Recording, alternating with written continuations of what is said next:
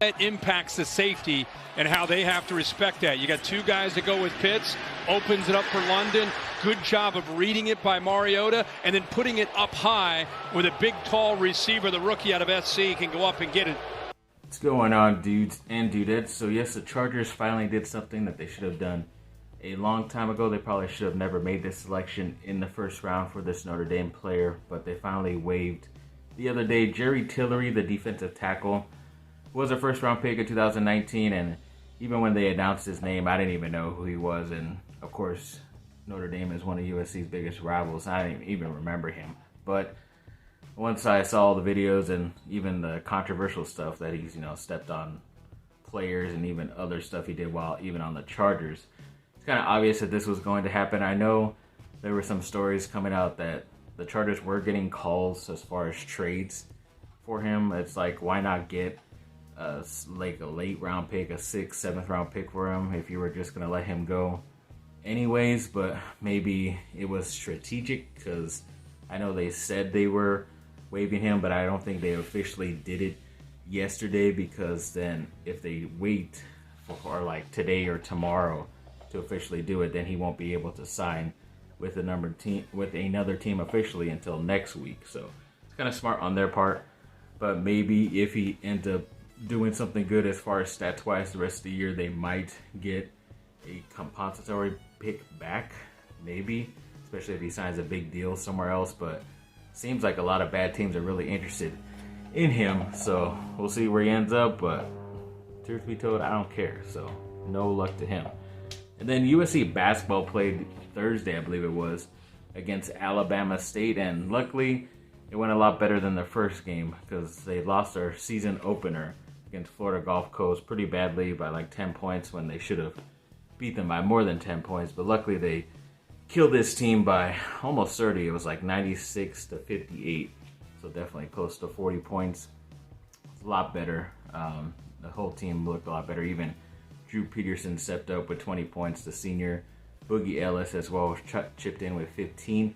It seemed like a lot better game. Even defensively, they were able to secure a lot of the stuff. And even at halftime, and even going midway through the second half, it seemed like Alabama State was still stuck around the 30-point area. So that was pretty good to see. Hopefully they can still continue this. But yeah, I guess that's the reason why they weren't ranked in the top 25 to start the season. I was kind of upset that they weren't, but if you lose the first game like that, I guess I understand why.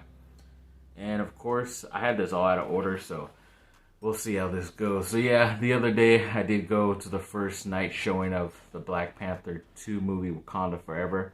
I liked it. I wasn't, the biggest fan after it. I thought they could have done certain things in certain areas to make it even better. But I thought as far as like an action movie, popcorn flick, it was still good, and it still kind of went by pretty fast, even though it's like 2 hours and 40 minutes, something like that. But yeah, overall, still a pretty good movie. I don't mind it as much as other people. I would say still go see it if you're interested in that.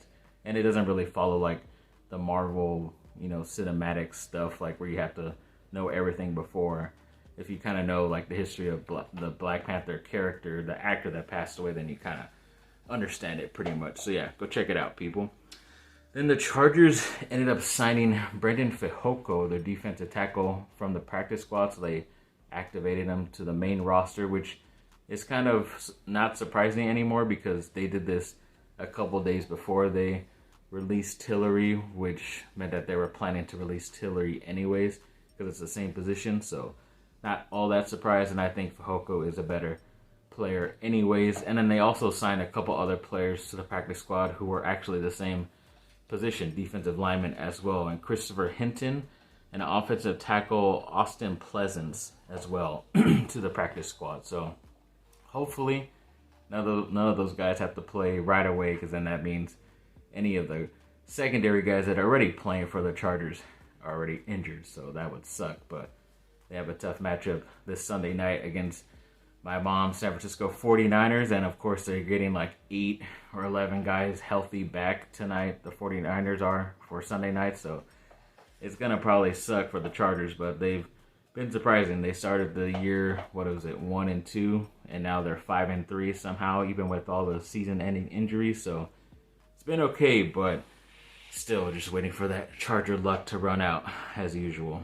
And then when it comes to Duke's player, one of their top freshmen, Derek Lively II, he is set to make his season debut yesterday on Friday. He didn't miss Monday night's game against that team. I already forgot who it was. Jacksonville U, I believe it was. But luckily he is healthy enough to play. I know Derek Whitehead, the more talented number 2 ranked overall player from high school, is still out. But hopefully we will be able to get him back before that Kansas game, which I believe is this Tuesday coming up. So it's a big test for all these young guys on Duke's team. So we should see. But I'll get into later in the video if Duke won that game yesterday or not.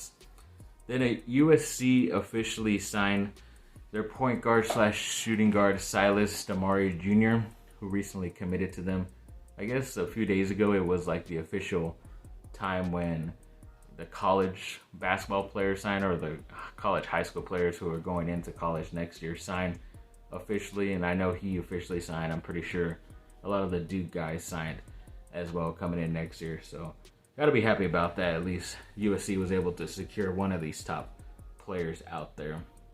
Of course, LeBron James the other day against the Clippers ended up leaving pretty early. He was pointing somewhere around his midsection, and I guess it turns out that it was a groin injury, or they call it like some type of adductor type of injury, type of strain, but I guess it's all connected to the groin. I guess from like your bottom of your chest basically down your private parts is where your groin is, which is pretty crazy. But it's not as bad as the one that when his first year with the Lakers that he had, where he had to miss pretty much most of that season, at least half of it. So he has been out the last 2 games, and of course the Lakers have lost both of those. But yeah, overall it is kind of weird because I think they were working out a couple other guys at his position already, like Joe Wieskamp and Tony Snell, who are on the streets right now, basically free agents. But it's kind of weird that if they say it's day to day and it's not something that's going to keep him out long, why are they looking at already position filled guys? You know, it's kind of weird that they're already doing that. But hopefully it's nothing too serious. But once again, it's just the crap we have to deal with because we extended an old time NBA great player on the Lakers, and this is what we get in return so far. Yeah, we could skip that one. And then defensive back Xavier Alford of USC was recently mentioned in the head coach Lincoln Riley's press conference earlier in the week that he did have a procedure. I forget where it was officially that he had the surgery on, but I guess it's going to end up keeping him out for the rest of the year. I know he did play earlier in the season, but maybe he can officially get a medical red shirt this year because he probably didn't play more than 4 games, so this year probably won't count towards his eligibility, but we will see. So good luck to him, and hopefully he has a speedy recovery. And then, yeah, speaking of those teams, Duke ended up playing last night pretty early and got that victory against, I believe it's University of South Carolina Upstate. It just says USC Upstate, but I'm pretty sure since they're close by, they're a pretty sucky team. And it's pretty obvious by the score because Duke ended up winning 84-38. So, you know, definitely over 40-point victory. And I think they said in the stats that it was the lowest point total for the first 2 games of the season that Duke has allowed to opponents. So obviously the new head coach is off to a great start, even though maybe the teams aren't as good. But Coach K used to always plan a couple of these early games to start the season and then play in the bigger game also. So it's not as surprising for Coach K, but it is surprising for this new guy to be able to at least coach up the defense enough to where these guys are buying in and playing at a really high level. So that's good to see. And of course, a guy like the 3rd best freshman, Mark Mitchell, is still stepping up. He had another big game as well. Jeremy Roach, the leader, the captain, stepped up as well. Kyle Filipowski had a double-double, the incoming freshman power forward. So they all did very good. So hopefully they can continue it into Kansas, like I said, coming up this Tuesday. And hopefully we'll talk about that later in the week as a victory, but we will see because Kansas has some pretty good players as well. And then USC football ended up playing last night, Friday night as well. I guess it was a short week, playing one day earlier than they're normally used to playing, but at least you got this game out of the way. And at first, for the first quarter, it was tough. I think it ended as a 3-2 lead for Colorado. They had the field goal and USC had the safety for 2 points. So it was like a baseball score, a hockey score. It was very weird to start off the game. And of course, USC's defense was the one that stepped up this time around and not the offense. But once the offense got going and then the defense got a couple of turnovers on Colorado as well, they were able to score quickly and have like a 26-10 lead at halftime, something like that. And then we're able to push it up to 55-17 towards the end. But they did lose one of their better veteran leaders in the running back, Travis Dye. He's actually from Norco, California, out here.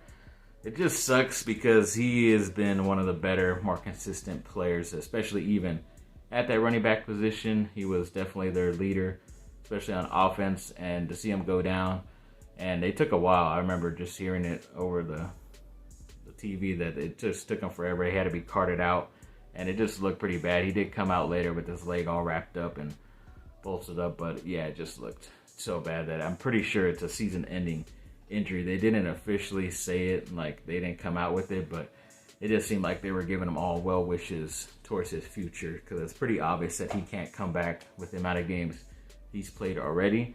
So, I mean, hopefully it's a speedy recovery for him to be able to work out for NFL teams coming up in March and April, actually, when the draft is. So hopefully he is healthy enough, but yeah, it's a pretty bad injury. But luckily those guys ended up stepping up behind him. Austin Jones had pretty close to 100 yards, had a touchdown as well. Darwin Barlow, who's been like the fourth string running back, had a touchdown late as well.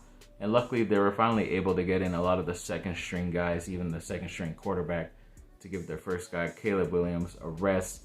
He even had like at least one touchdown as well throwing. So overall, it was a nice victory, especially on a Friday night, to get it over with, to set up, well, it is a big showdown as of this second. UCLA has to, pull the end on their bargain where they win tonight. I forget who they play. I think they play Arizona.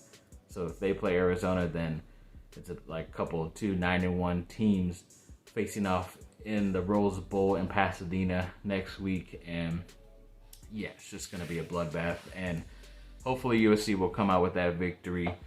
You just never know, because UCLA sometimes is playing at an elite level on offense. Defensively, I think they can get got, but seeing that USC kind of struggled with a bad defensive team. They're not horrible defensively, Colorado, but they're not going to be as good as UCLA was, and USC struggled, and they cannot struggle. They have to be able to score, point for point every time UCLA does, or get ahead at some point, because I think the over-under score is like 70 when it's usually like 50. So they're expecting a lot of points scored in that game next week. And then, of course, USC has to play Notre Dame the following week, who is already ranked at number 20. So hopefully everything goes good, and maybe they'll get to play Oregon the week after that.